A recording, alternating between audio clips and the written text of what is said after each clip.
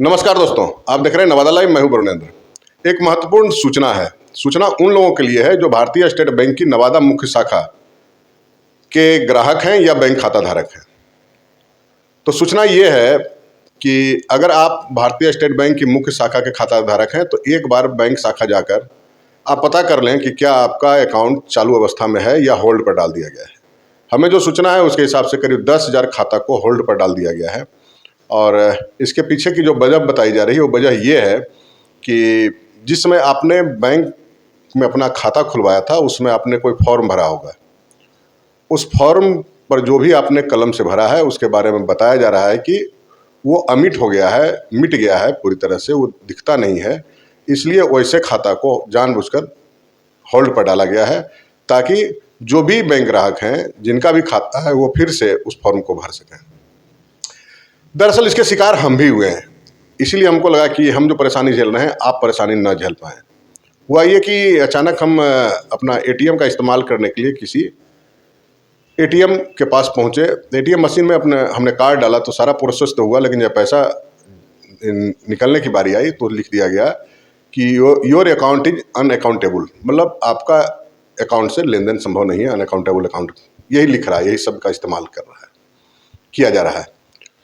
तो हमने अपने शाखा से संपर्क किया, वहाँ गए तो जो रिसेप्शन पे बैठे हुए थे वो जनाब उन्होंने कहा कि एक फॉर्म में थमा दिया। हमने कहा कि ऐसा ऐसा प्रॉब्लम आ रहा है, तो उन्होंने एक फॉर्म थमा दिया कि आप इसको भर के दीजिए। हमने कहा कि भाई फॉर्म तो भर देंगे, लेकिन हम ये जानना चाहते हैं कि क्यों अनअकाउंटेबल लिख रहा है हमारे अकाउंट को।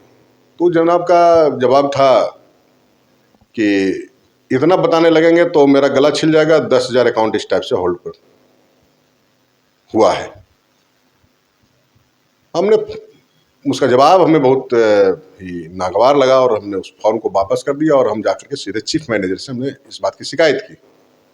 चीफ मैनेजर ने अपना मोबाइल कॉल लगाया नीचे अपने एक ऑफिसर को, उन्होंने कहा कि भाई इनका मसला देखिए, इस टाइप की बात सही नहीं है। कोई चंदन जी थे, उनसे हमें संपर्क करने के लिए कहा गया। जब हमने चंदन जी से संपर्क किया तो उन्होंने 10,000 अकाउंट तो नहीं, लेकिन 4,000 अकाउंट के बारे में उन्होंने कहा कि करीब 4,000 अकाउंट इस प्रकार का हो गया है। जो फॉर्म भरा हुआ था उस पर जो लिखावट था, जो भी आप ग्राहक ने भरा था वो कहीं न कहीं मिट गया है, इसलिए उसको फिर से फॉर्म भरने के लिए कहा जा रहा है। और उसके साथ संभवतः आधार कार्ड, वोटर कार्ड और ये आपको पैन कार्ड वगैरह का जीरोक्स वगैरह देना पड़ेगा आपको। खैर, जो कहीं न कहीं हमें लगा कि इस बैंक शाखा से जुड़े हुए जो ग्राहक हैं, अगर चेकबुक, एटीएम कार्ड लेकर अनजाने में अपने घर से बाहर निकल गए उसके भरोसे कि हम चले जाते हैं पटना, दिल्ली, बम्बई, मद्रास, किसी मरीज को इलाज कराना हो या जो भी हो, जरूरी सामान खरीदना हो, तो उस परिस्थिति में तो बहुत परेशानी होगी। जब एसएमएस का 17 रुपये या जो भी 20 रुपये, 50 रुपये जो भी काटा जाता होगा बैंक का, तो बैंक का एक दायित्व बनता था कि पहले वैसे ग्राहकों को मैसेज करना चाहिए था, सूचना देना चाहिए था, टेलीफोनिक सूचना देना चाहिए था कि भाई ये फॉर्म आपको भेजिए। लेकिन भारतीय स्टेट बैंक तो जमींदार अपने आप को समझती है, जमींदारी वाला व्यवस्था में उसने जो है, तो जिस प्रकार नोटबंदी हुआ कि रातों रात कि भाई कल से 2,000 के नोट नहीं चलेंगे, 500 के नोट नहीं चलेंगे, उसी ढंग से होल्ड पर डाल दिया। अब आपकी मजबूरी है, जब आप परेशान होइएगा अचानक तब आप बैंक आइएगा, फॉर्म भरिएगा, जो भी है 1 दिन 2 दिन जो भी समय लगेगा प्रक्रिया।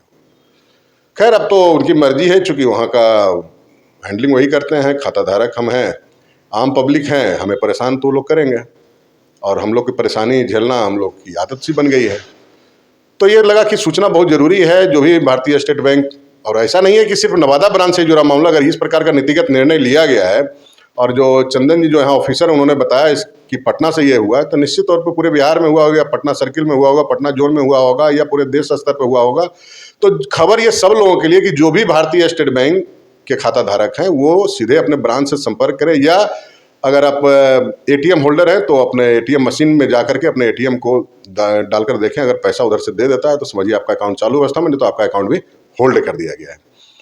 तो दोस्तों, लगा कि आप अपने स्तर से इस मामले की पड़ताल कर लीजिए, नहीं तो कभी भी आप परेशानी में फंस सकते हैं कि अगर एटीएम और चेकबुक लेकर कहीं बाहर चले गए तो आपको पैसा नहीं मिल पाएगा इस परिस्थिति में। दोस्तों, इस वीडियो में इतना ही। एक अपील कि अगर अब तक आपने नवादा लाइव चैनल को सब्सक्राइब नहीं किया तो सब्सक्राइब कर लेंगे, बेल आइकन बजा लेंगे। वीडियो अच्छा लगे तो लाइक और शेयर जरूर करेंगे। मिलते हैं किसी और वीडियो में, तब तक के लिए नमस्कार।